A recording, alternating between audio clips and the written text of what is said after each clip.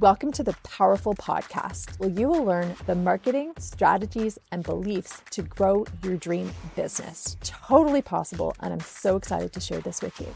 I'm Almira Bardai, and I grew and scaled my own business from zero to multi-millions and sold the business. And now I'm here to teach you exactly how to grow and scale your business from 6 to 7 figures and more with ease, simplicity, joy, and fun with, of course, strategy, mindset, and marketing to take you to that next level. Welcome back to the Powerful Podcast with Almira Bardai. And I know I always open with every single guest is amazing, and this one is really extra special. They all are, but this one is also really neat. Colin Egglesfield. Colin is an actor, author, and entrepreneur who grew up in the south suburbs of Chicago. Having crafted a successful acting career working on hit television shows such as All My Children, Melrose Place, and The Client List, he also starred opposite the likes of Kate Hudson, Gary Oldman, and Sylvester Stallone, to name a few. In Colin's book, Agile Artist, Life Lessons from Hollywood and Beyond, he shares incredible insight and the strategies he had to adopt, not only to overcome the odds in pursuit of his acting career, but also to survive cancer, not once, but twice. He's also a survivor of the World Trade Center tragedy and has used his experiences of triumph over adversity to inspire others to do the same. This is just skimming the top, everything that you do and you inspire. So I really want to start, first of all, by saying thank you for coming onto the podcast. This is so exciting. My pleasure. And tell me about your journey, because like I said, this is just a small fragment. And also, I had no idea you were a survivor of the World Trade Center. That's amazing. So tell us your story, and then we're going to talk about mindset, thriving, your cancer journey as well, and then manifestation, and then what Colin's up to right now with communication. So over to you, Colin. Well, Amira, thank you for having me on your podcast. Really excited about having this conversation with you. And I sometimes I wake up and I'm like, how am I even still here? But I think, we all have our own story. We've all had our challenges and obstacles that we've had to overcome in life. And fortunately, I've been afforded the I've been lucky enough to be surrounded by some amazing people to support me along the way. And I think that's one of the biggest things that I've learned about all of this is that in order to accomplish anything that is worth anything in life, it requires an amazing support system to help you get through whatever it is that you're wanting to get through or accomplish. And as a man, that is something that I write about in my book, Agile Artist, about having to just drop down the walls that I think prevent us from truly authentically connecting with other people, to really just let people know what it is that we need and what we're struggling with. And what I write about is that there's a difference between neediness and being needy. And just what I have learned, I would say the biggest thing that I've learned from my acting classes and my acting experience over the past 25 years is just how to authentically connect with another human being. And I think the biggest problems that I see out there in the real world nowadays is that, people just have all these differences of opinions and backgrounds, which is great. It's what makes the world so interesting and vibrant and beautiful. But I think we've just, for some reason, and I'm not even sure if we ever were that great at it, but the art of effective communication and the ability to just coexist with someone, and even when you disagree with them, and even if you have a difference of opinion about what it is that they are talking about or what they believe in, it blows my mind that we just go right towards criticizing, canceling, name calling, and it seems like we just get such a rush and an immediate gratification out of doing that it prevents us from really accomplishing on the bigger picture goals and ideals that really make the difference. And when you look back in history, there's a lot of inspiring leaders that would give impassioned speeches about making the world a better place and making countries a better place. And I feel like that's just been lacking, I've noticed recently in our leadership, not just in the United States, but I think in other places around the world. And so, long story short, with my acting background and with these experiences that I've gone through, specifically with being diagnosed with testicular cancer 2 times, and then now recently having been diagnosed with prostate cancer. Today is actually, I had my surgery 3 weeks ago. So I'm still only 3 weeks away from having this surgery where,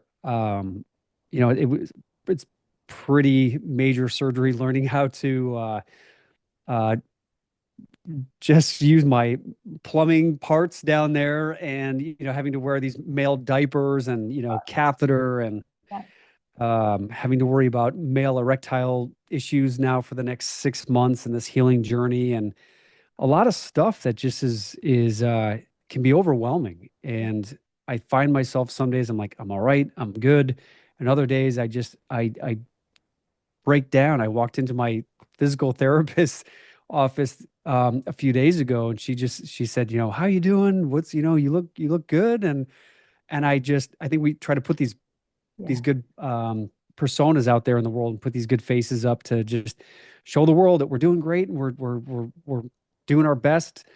And internally, I think sometimes we're not always honest with ourselves about how we're feeling, what matters, what we need. And that's why I feel like, for whatever reason, I've had these challenges in my life. Um, I would rather try to use these experiences to help other people and support people who are going through the same thing. Mhm. Because when I was going through this, not only my testicular cancer in 2006 and 2007, but now my prostate cancer surgery, and my journey with this, I've relied on people who have gone through it. And I think we can learn a lot from people who have gone through experiences beforehand, because the worst thing I think that gets in our way is the uncertainty of the unknown and the future.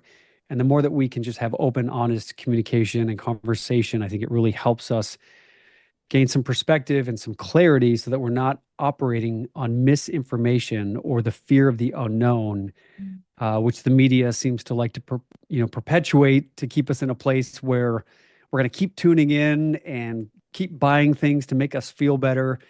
And so, I guess in my own way, I'm just trying to create some clarity and a space for people to come together and just be able to be seen and heard for who they are. And I'm just trying to do that through a couple of the books that I've written. I do these health and wellness retreats, and I just do, my own podcast, Beyond Impact, and my coaching that I do for communications, and essentially teaching people how to try to communicate and connect with each other more effectively, so that we can just get over this stupid bickering and fighting and this nonsense, and just really make the changes that I think we all desire.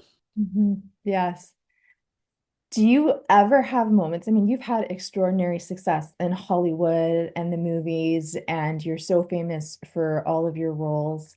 Do you ever have those moments when you look at that success and you think, that's so exciting, I'm so glad it's me? And then looking at your health, you think, why me? I mean, they're such two Absolutely. different Yeah. experiences. And how do Yeah. you Yeah. deal with it? Yeah, I mean, I sometimes I feel like I'm psychotic. I like sometimes I'm like, I my background, I grew up from or in the Midwest of the United States, and I grew up in a suburb just outside of Chicago. Just normal, middle class upbringing. And my goal was going to medical school to become a doctor. Went to the University of Iowa, and then my senior year of college, I heard on the radio about this model talent search, and they were like, "Come to the Model Search America. You can travel the world." And I was like, "I want to do that." So I decided to do that and put medical school on hold. And I ended up in Milan, Italy, doing runway shows for Giorgio Armani and Versace. And I was like meeting all these incredible stylists and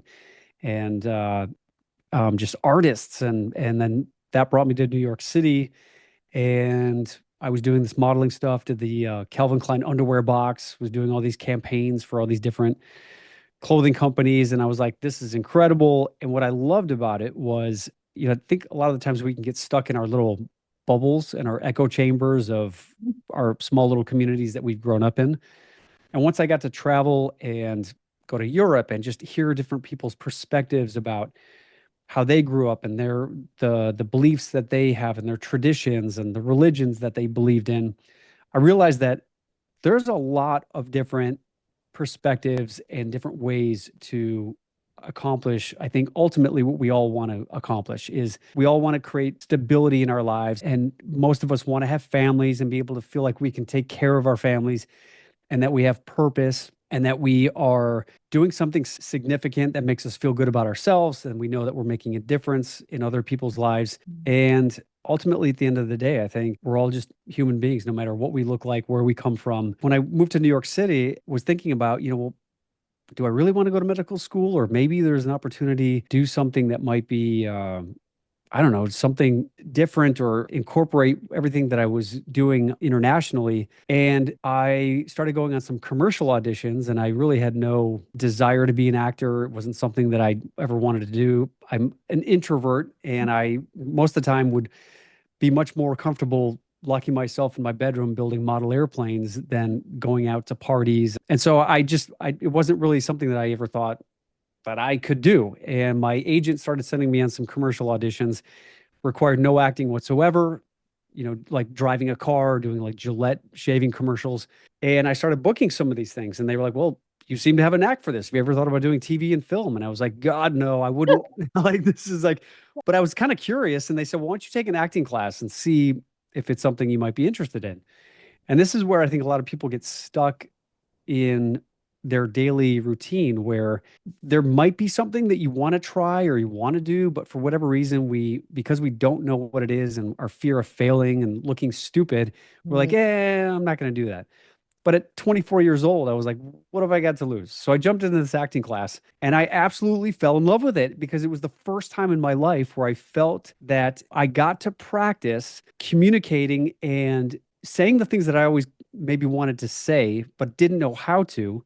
But because they were on a script, the words were right there on the page. And I was like, oh my God, this is incredible. These amazing writers are writing out like things that I never knew how to say. But as I'm now saying these words, and the person that is in the scene with me has to stay right there. They can't wander off. So it was like right there. They can't leave. They can't move. And so, and with the instruction of an acting teacher there, it really is, acting class is about learning how to decipher not just the words that you're using on the paper, but how you deliver the words, how you show up, what energy and what objective do you want to accomplish by using these words.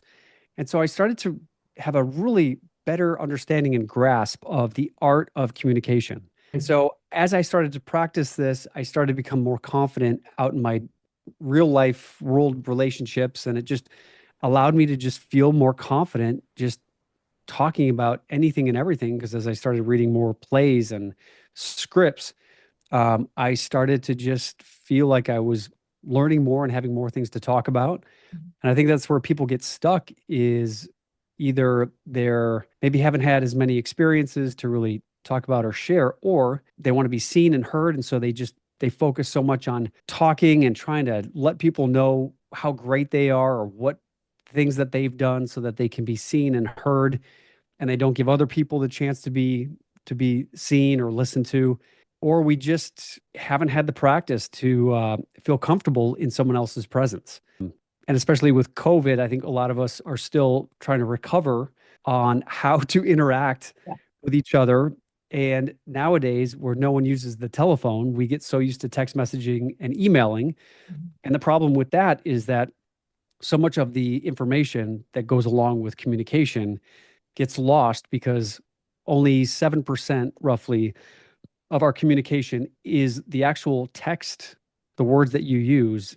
Roughly 90% of our information on how we can understand how someone is, what they're trying to convey, roughly 90% of that is nonverbal. So it's posture, it's delivery, it's voice cadence, it's pitch, it's tone. And so a lot of the stuff that I've been trained in my acting classes without me really knowing it was preparing me for this place in my life now where I'm now teaching people who are real estate agents and doctors and lawyers and politicians and uh, professionals who are really good at what they do, but they struggle to share their message effectively and with confidence. Roughly 75% of people in the world have a fear of public speaking, which is called glossophobia. Wow. And I get it. I mean, there's just a lot of the things that we get triggered from when we stand up in front of a group of people, which is deep rooted not only in our personal experiences, but just in our evolutionary way in which we as human beings have grown up. We have a lot of self-protective mechanisms built into our physiology that whenever we sense any sort of danger, our fight or flight system kicks in and our vagus nerve gets triggered. And so a lot of what I talk about is not only the insight and the strategies for becoming a better communicator, but I also talk about the physiology and some of these techniques that help you become more comfortable and less nervous in front of audiences. Essentially, all the things that I've learned from my acting classes that has allowed me now to do some motivational speaking and corporate workshops and just share this message of trying to become a better communicator. I love it. And just the authenticity and the vulnerability behind it. And I think that, I mean, you and I are around about the same age. And I remember growing up, it was generally about just fitting in. Everybody Yeah, wanted to be the same. And there was no sense of personal authenticity. And now that we've gotten to this era where it's all about individual authenticity, individual empowerment, but not to say individual from a point that we're all against each other. You know, there's the concepts of unity and consciousness, and we are all one. But now it's a point that it's actually amazing to be an individual. It's amazing to be yourself, which I think my brain is still trying to get wrapped around it, particularly being a woman of color. You know, when I grew up, I was too dark for the white people, but I was too fair for the Indian people. And I was bullied because of my skin color, so I never really knew where I fit. And honestly, I just wanted my name to be Jennifer or Sarah. And I wanted to go to a store and just buy a keychain because you cannot get keychains off the rack that say Almira. And so I think about growing up, and it's like there's a sense of homogeneity. Homogeneity? I don't know if I'm saying that right. But now it's like, yes, you know, people want their names to be different. There's this, you know, piece of exoticness or whatever. But being authentic also comes with a sense of vulnerability and who we truly are. And I think we're all trying to find it within ourselves because at least for my age group and a bit younger, it's actually very strange to be able to bring yourself to the table, or how is it that we as individuals show up? Whereas I think the younger generations are, I want to be me, but also how do I professionally be me in a corporate setting or whatever it is? Because I right. think the younger generations are just like, I'm going to say whatever the fuck I want, right? So, Very true. And yeah, I think with the generational gaps that we're seeing a lot of, kids in their 20s and 30s, I think it's great that they are more aware of taking care of themselves and prioritizing their needs. But I think it's also important that there is, we still respect the roles that we need to play in order to get things done. And that if you are wanting to take a digital holiday because you're just not feeling well, a lot of the times we need to realize that the decisions that we make are not made on how we feel, it's what we are committed to.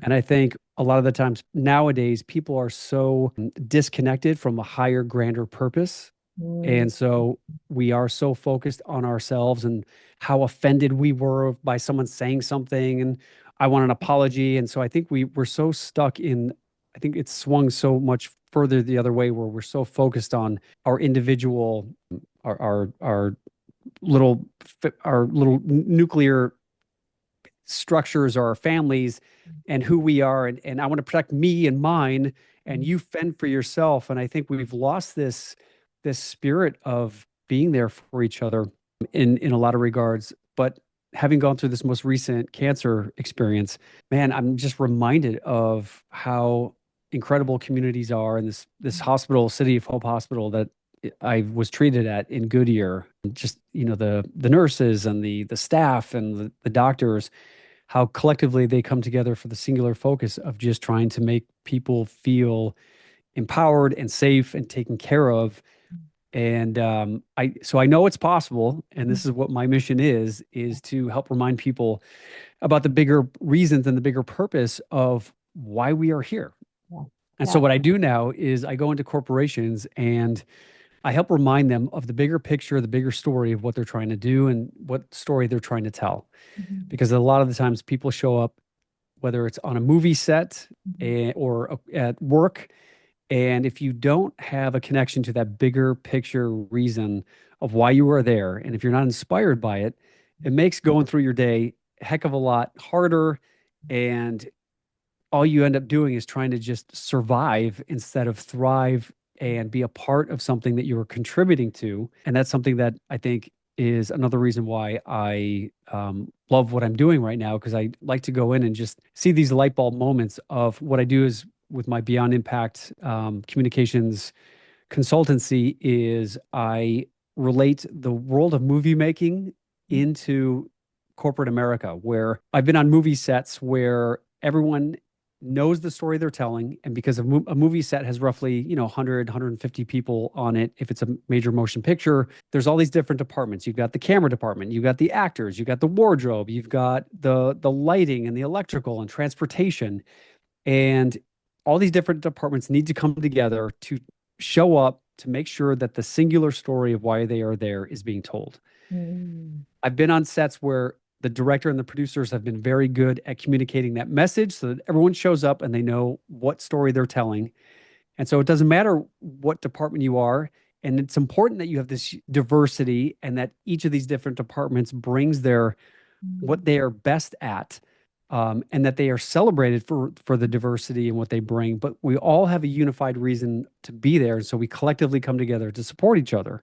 And when that is missing, it's hard for you to show up at a corporation when the C-level is making decisions that don't necessarily inspire everyone else in the lower tiers of the organization. And without understanding or knowing what the real purpose is of being there. And essentially what I do is I just help them connect to the mission and the vision of the company and then share with them how that story and that mission and that vision impacts the world on a bigger level than just them showing up and pushing paper and typing emails. And so it's really amazing to see once the light bulb goes off on, okay, that's why we're here. This is the bigger reason why we are here to do this. Then it makes it easier for people to come together and to collaborate and to listen and to provide the space for everyone's voice to be heard and ideally to be coming together to share this unified vision together. Yeah, everybody's piece and the collaboration within it, as opposed to division or just hierarchical, right? And I think that's the most important thing. You talked about the parts of ourselves that we keep protected and things like that. So when you have, especially in corporate America, it is employees or managers or CEOs, what is the few tips that you would give to put down those walls and get to authentic communication and connection? First thing is just listen. Ask inquisitive questions and listen. The best way that you can get someone to listen to you and for someone to be interested in you is for you to become interested in them. And the more that you get to know someone, the more that you reach out and find out what someone enjoys, what they love, what they're good at, and to celebrate them for that, then that will most likely and most of the time will make people feel seen and heard. And I think that's the most powerful thing that we can do, and the biggest gift that we can give someone is the creating the space for someone to feel authentically seen and heard and celebrated for who they are. And by doing that, in turn, that will allow the space for their walls to come down, to feel safe enough to be able to to be able to feel safe enough to be able to then want to reach out and do the same thing in kind to the person that they're talking to. And so what I do is I do these exercises where I get people to get up on their feet and physically put all of this insight into action, because it's one thing to understand it and to talk about it. It's another thing to put it into action. And this is where a lot of people get tripped up, is where we read about something or we hear something, and without actually putting it into action, our bodies don't fully incorporate it, because a lot of what we do and how we show up in life communicates to other people about who we are and what inspires us and what our goals are.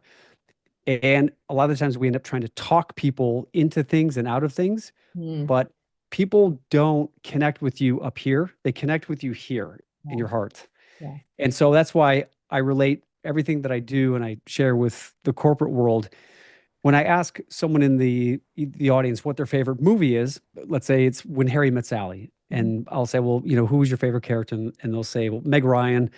And we'll say, well, why did you like them? Oh, I loved her because she was just so open and authentic, and she was just wore her heart on her sleeve. And a lot of the times we describe people why we fall in love with them for who they are, not because of how smart they were or because of how pretty they were. It was because of who they were, how they showed up, and how authentic they were. And so I think we get so tied up in looking the best and trying to be the smartest and trying to focus on these outside, I don't want to necessarily say superficial, but the things about ourselves that aren't as important as focusing on who you are on a deep core level. And so what I help people do is what I talk about is I help people identify what their three core, I like to call them soul values, are, and be lived by and be defined by those values instead of trying to show up in life and try to figure things out. And so my three core values are, I like to be defined by and be lived by the energy and the essence of inspiration, self-expression, and boldness. Love it. And so these are some of the key strategies where whenever I'm facing, or like whenever I get hired for a new movie, or if I read a script, or if I'm getting asked to do a workshop or a speaking opportunity, my default as Colin, the little kid from the south side of Chicago who was always nervous getting up in class and giving the answers, Colin would be nervous. Colin would be like, oh crap, what, how am I going to get through this? What am I going to do? But if you just ask the question, what would inspiration do? What would self-expression do in this moment? What would boldness do? Boldness would, get up right now and freaking start doing it. Yeah. And so you can ask yourself, whatever I'm doing, whatever I'm facing, I choose to be lived by whatever it is that value or the character of a film or a TV show would do. And so I would ask things like, well, what would a movie star do right now? As I'm still a professional actor. And so I would ask the question of like, well, in this moment right now, what would a movie star do? A movie star would go to the gym. A movie star would eat healthy. A movie star would make the calls and the emails, where Colin would most likely want to just sit on his couch and watch Netflix and eat ice cream. If you ask the question, what would blank do? It helps give you the leverage to start thinking and getting the answers from a different perspective. And when I was going through my cancer journey, what I would do is when I was going in for my radiation treatment and blood tests and chest x-rays and all that, I would stand outside of Sloan Kettering Hospital, and I would just, before I would go in, I would channel Maximus from Gladiator. And so I would stand outside and I would just be like, I would ask myself, well, what would Maximus do right now? And so just having these little hacks like this is what I teach in some of my classes, and what I do with my coaching, to just empower people to move forward and move through challenges that maybe on their own they wouldn't necessarily be able to. Yeah. And that's also where community comes in. It is all about the village.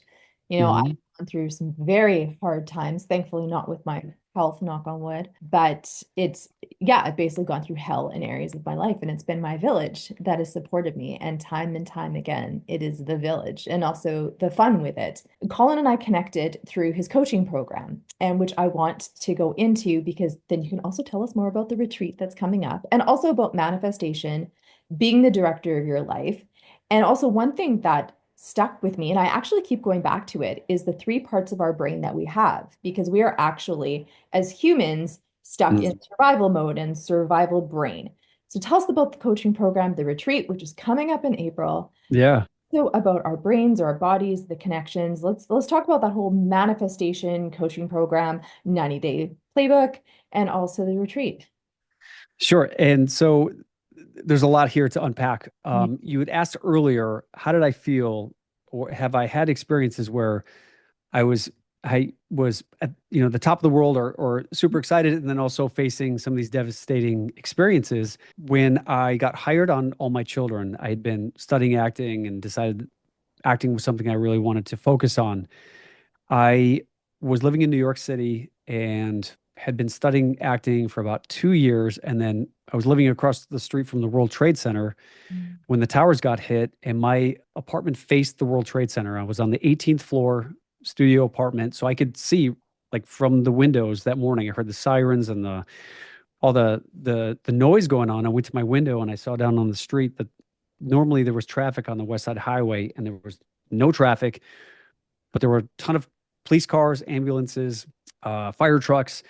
And I was looking down and I was like, what the heck is going on? And I started to see debris landing on the street. And I Oh, was like, what is this? Where is this coming from? And I looked up and I saw the flames coming out of the first tower and people hanging out of the windows and all the smoke, and grabbed my video camera. And so I started videotaping out of my window.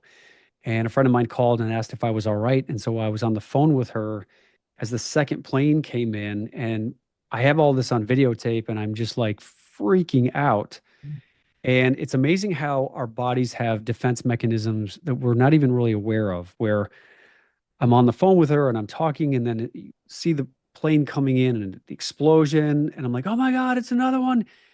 And then on the video, my voice just goes eerily calm. I'm like, I'm all right. I'm all right. I got to get out of here. mm. And I collected my stuff and I ran downstairs and ran outside and was standing outside of my apartment building with a bunch of people watching everyone trapped up in those towers. And eventually we started to see people jumping out of the windows. It was horrendous. And after the seeing this for a while, I decided I couldn't watch this anymore. So I started to walk up the street, having no idea or not even thinking that those buildings were going to fall down. They were massive. And so I went into a deli to grab some water, and all of a sudden the ground started shaking and the lights went out, and it was this huge rumbling sound. I ran outside, people started running, they were screaming. So I started running, and I come running and I see the cloud coming at us. So we just kept the cloud of dust and debris. And so I ran down the street, and when I look back now, um, I was in New York for 3 weeks after that experience. I was able to go back to my apartment a couple of times, and my windows were blown in. It looked like a bomb had blown up inside of my apartment building. Went up there with a National Guard soldier. I had 10 minutes to put it, whatever I could put into a suitcase and get out of there. And then after 3 weeks, my family in Chicago, they said, why don't you come back to Chicago? Because I mean, I didn't have a place to live. I was staying in a hotel. And I decided to come back, and I took a taxi to Newark Airport. And as soon as I got through the Holland Tunnel, I was driving down the New Jersey Turnpike. I looked over the Hudson River and saw the smoke and debris still. And that's when I started to get emotional. And by the time I checked in at Newark Airport, went through security, and then I was walking and I saw this restaurant, and I just sat down and I just started bawling. My emotions started flooding out. And it made me realize that when we're in these stressful environments, or when we don't feel safe, Mm. our bodies physiologically will put us into this state where we compartmentalize our feelings and our emotions, Yeah. where it creates our ability to function, but at a level where it's basically just survival mode. And once I got to Chicago, I went to go see a therapist, and I was able to just talk a lot about this. I had PTSD from it. was put on some anti-anxiety medication. And after about 6 months of just shortly thereafter, I decided to move out to Los Angeles, and being on the complete opposite end of the country and feeling that I was in a safe environment, I slowly started to heal and realize that it's important to have these spaces and these places in our life where we can feel safe enough to heal, to be able to share what we're really dealing with. And that's where I think men struggle with that a lot. And this is where I'm trying to help change that narrative and that perspective of just creating some of these spaces for us to feel like we can have these authentic conversations to just be able to live healthy and normal lives. Because if we don't talk about it and we keep it in, our bodies have a way of, there's the psychosomatic way in which our mind and our bodies are connected, where if we suppress these emotions and these feelings, they can manifest physically in different parts of our bodies in different ways. And, there's three parts of our brain. There's as you asked, there's the reptilian part of our brain, which is that limbic brainstem, and the amygdala is that emotional center. And some people call that there's the triune brain model, where that part of our brain is the reptilian or croc brain. And that is basically the survival part of who we are. Very primitive, and it is driven by food, water, air, and safety and procreation. So at a very core level of who we are, those are the driving factors of we need to eat, we need to drink, we need to have safety, and we need to procreate. And so then evolved over that is the mammalian brain. And the mammalian brain is all about creating significance and power. So it is driven by wanting to create dominance. And we see this out in Mother Nature, where we see these pack animals, and there's the dominant lion, or you see in nature where rams will ram each other to see who's the strongest, to be able to then mate with the best female in the group. And then over time, our human outer cortex of our brain evolved. And that's our critical decision-making part of who we are. Specifically, our prefrontal cortex is where most of our decision-making is made. But whenever we are in fight or flight mode, the blood gets shunted from that prefrontal cortex, where we have the ability to make wise and critical decisions. It gets shunted more into that survival part of our brain. And Chris Voss, who was the lead negotiator, hostage negotiator for the FBI for several years, he talks about the first thing he does in a hostage situation is to create calm, so that both his and the person he's talking to's brains can calm down, so that you can start making better decisions. When we are under stress, our ability to make wise and smart, insightful decisions decreases by about 40%. Wow. So that's where we start. Our emotions get the best of us if we're feeling like we're in relationships or in environments where we don't feel safe, or if we feel threatened. So whether it's talking to your boss or your spouse or a colleague, if you feel for whatever reason that you are in these emotional states, the worst thing you can do is to continue that conversation. Wow. What you want to do is to stop. You want to recognize that you need to take some space and some time, because most of the time we will end up sending those text messages that we wish we didn't send, or we say things that we wish we didn't say. And we realize that you said them in an emotionally heightened state that could have been prevented if you were just a little more aware of your emotional intelligence. So this is what I talk about as well, the importance of emotional intelligence and how that can drastically affect and impact our ability to communicate.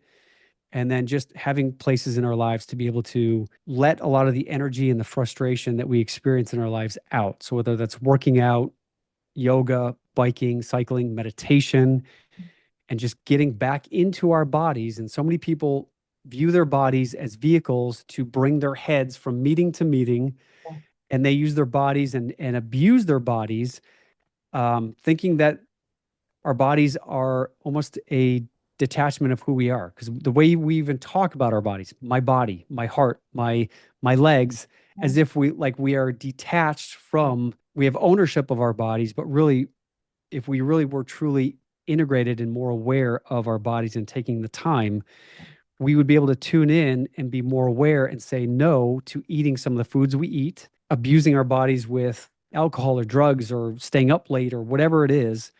And a lot of the times, what we do is we use these substances to numb our feelings about what we are really feeling. And so we treat the symptom rather than the cause or the reason for our upset or displeasure. And it prevents us from evolving and transforming and having some of these difficult discussions that need to be had if you truly want to have a fulfilling and impactful life. And we've been disconnected, or I think society has disconnected the mind and the body.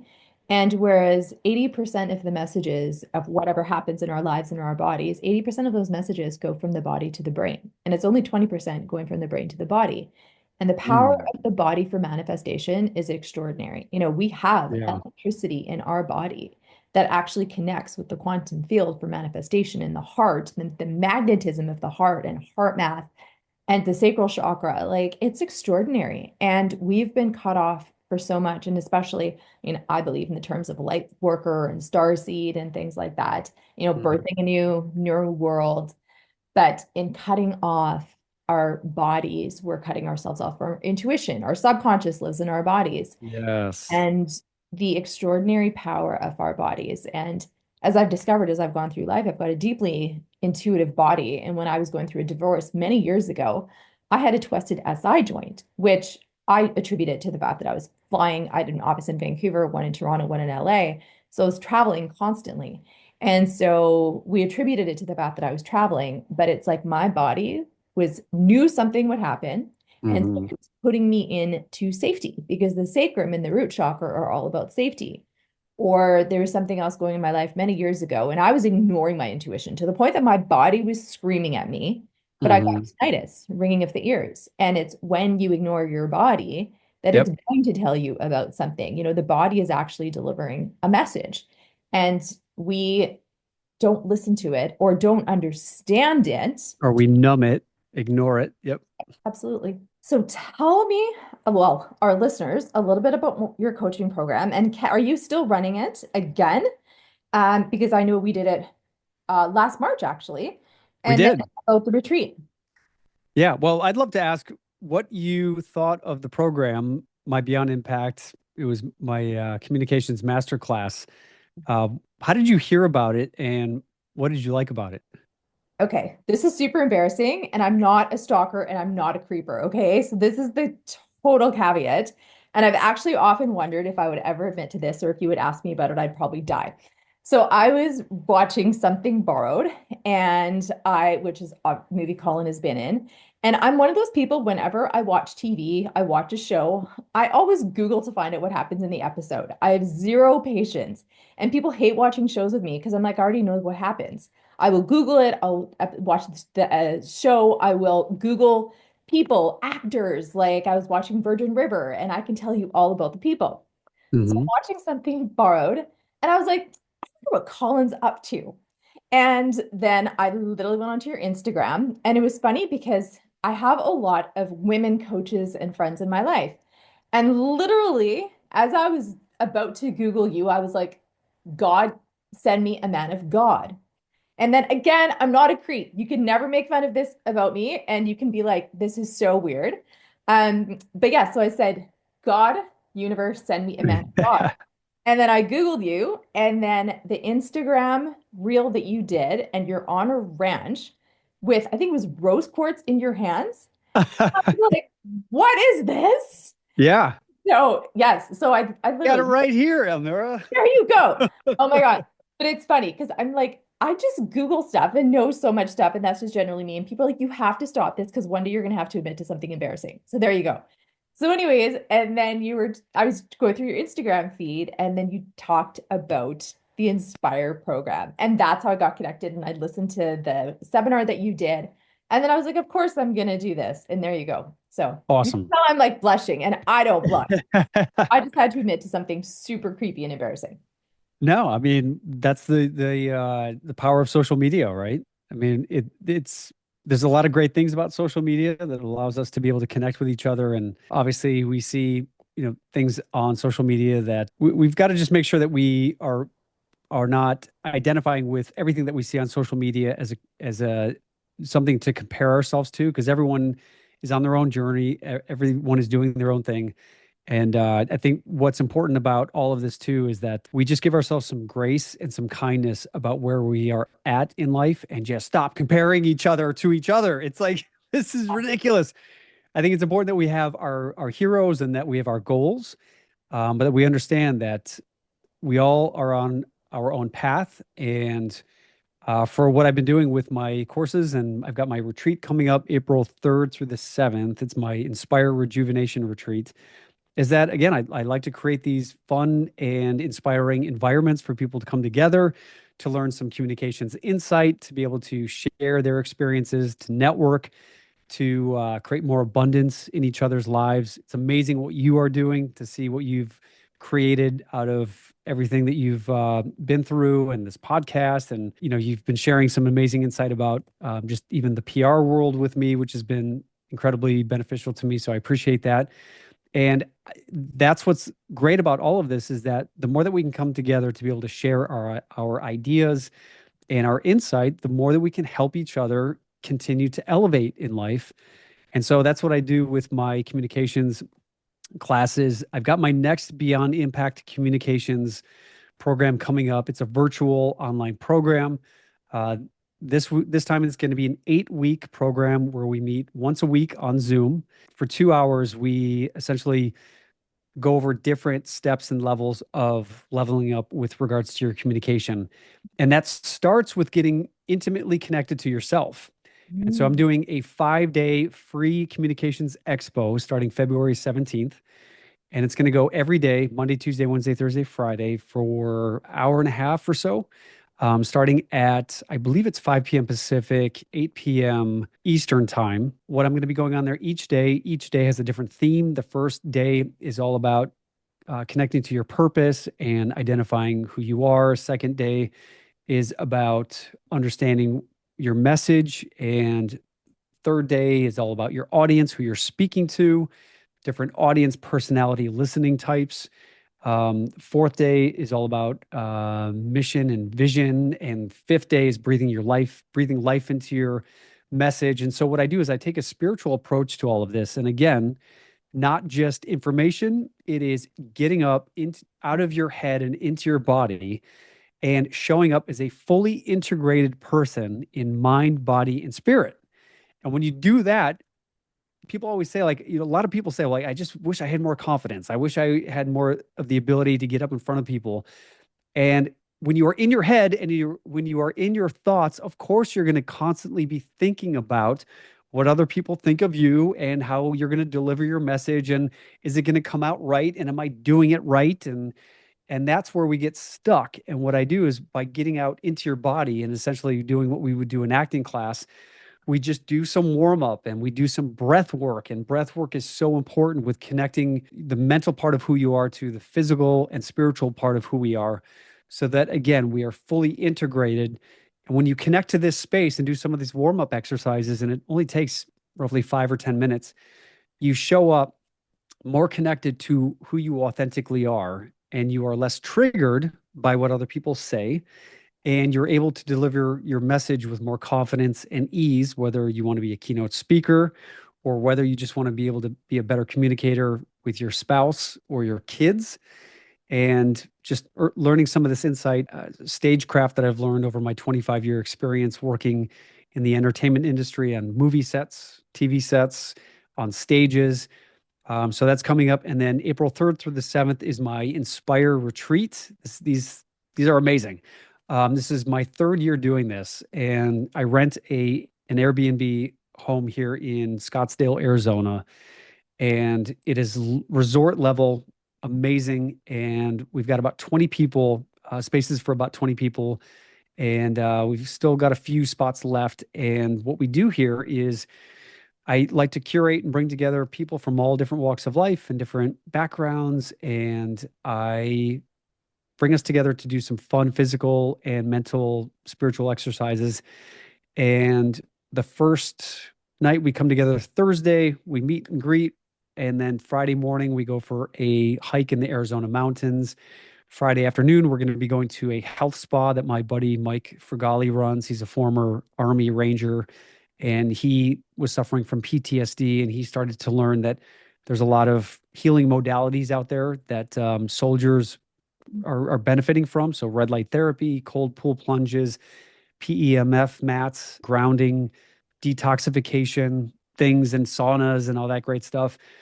Friday night, we're doing essentially an acting slash communications class where we do living room theater, for lack of a better description. We do some scenes from When Harry Met Sally or from Thelma and Louise, and I teach. Essentially, we do this, and I direct some of these scenes. Super fun, and it gets people out of their shell and gets them a little more into their fun and play of their ability to associate communication as not as scary as I think a lot of people consider it to be. Saturday morning, we do yoga and sound bowl healing. Have you ever done sound bowl healing? Yeah. Yep. Yeah. Incredible. You just I've feel it done every resonate. modality. Okay. Yeah. So, and after that, we come back to the house and we're going to be doing, I provide an opportunity for some of the attendees to actually speak at the event. And I believe you are going to be one of our speakers. Yeah. Looking forward to that. By the way, what were you specifically going to be speaking on again? About wellness and the power to heal our own bodies. Amazing. Awesome. And our minds and souls, all of it. Yeah. Amazing. Awesome. And so you and I'm going to have, I believe, 3 other speakers just talk about different, essentially TED style kind of talks to share some insight and some wisdom. And then Saturday night, we do our dance contest. And then Sunday morning, we're going to be doing a Tai Chi session. Yes. And Sunday afternoon, we're going to be going to McDonald Ranch to do horseback riding. And then after the horseback riding, I have a line dance instructor coming in to do some line dancing with us. And then Sunday night, we're going to be doing movie nights. And at the retreat, there's a screening room. And I've got my movie that I did last summer. It's called Where the Wind Blows. And it looks like we're going to be able to screen the world premiere of it there. So people come to the retreat, will be able to see this movie before anyone else sees it in theaters or online. So we're going to have a fun movie night, and then everyone departs on Monday morning.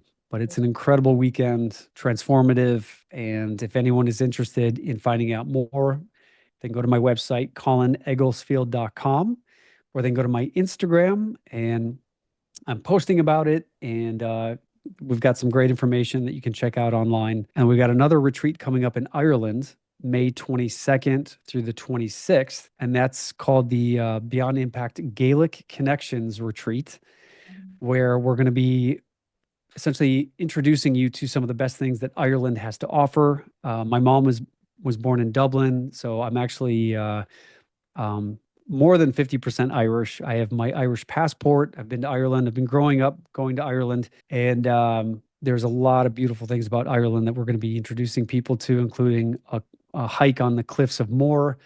We're going to be going to a couple of historical castles. We're going to be eating at some amazing restaurants, going to an Irish sporting event, whether that's Gaelic football or hurling. And then I'm going to be also doing my communications workshops throughout the weekend as well. Okay. So look at you. Wow. Wow.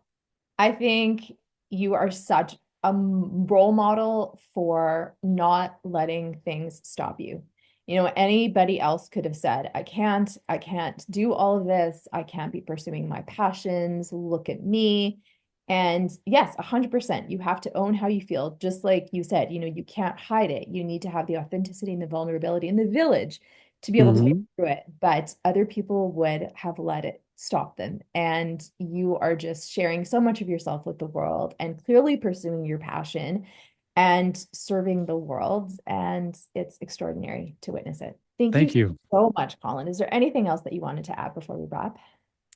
I would just say anyone out there who's struggling with a health issue or in a relationship, if you're struggling with feeling like you're stuck or feeling like you're not able to truly move forward to fulfill on the things in life that are deeply fulfilling, you don't have to stay stuck and you're not alone. I realized this when I was on All My Children, and I'd booked this 3-year contract, and 6 months into the contract, I was diagnosed with my first cancer diagnosis of testicular cancer. And I tried to keep it to myself.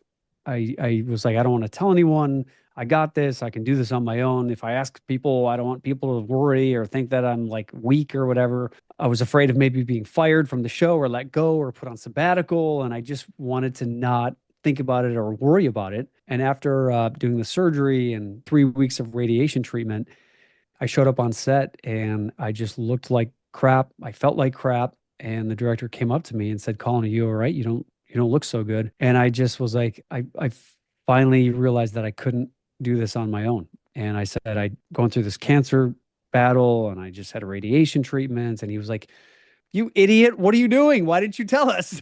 I was like, well, I was afraid. I didn't want you guys to like worry or think. He's like, now we're even more worried. And the fact when you hide things and hold things in, you prevent other people from being able to show up for you and to be able to be who they want to be. And so all these people on set started showing up and offering to take me to my appointments and my checkups. And so it was like incredible. It was like, holy crap, this is amazing.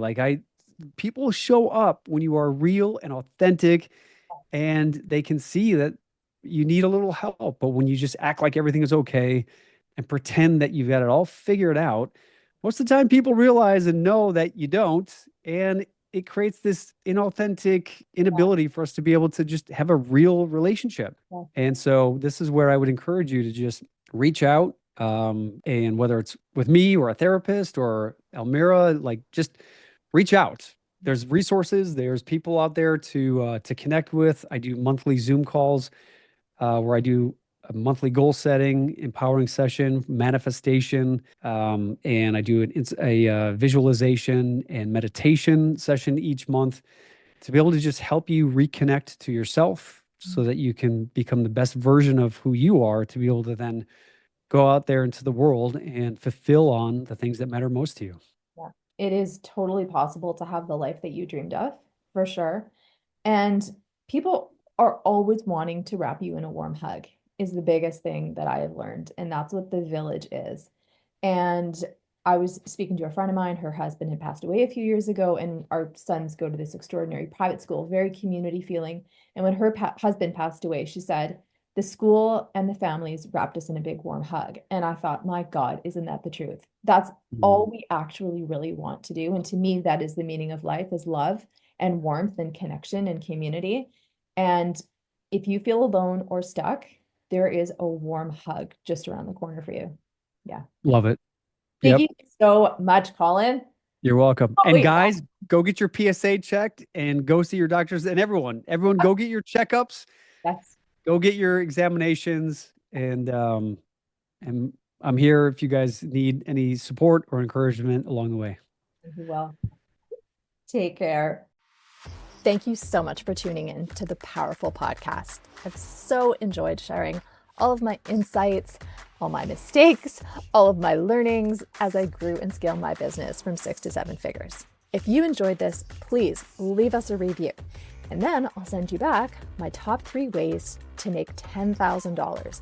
And I tell you, they're super easy, super creative, and super easy for you to implement. So please drop us the review, send it over, and we will send you back with my top 3 ways to make $10,000.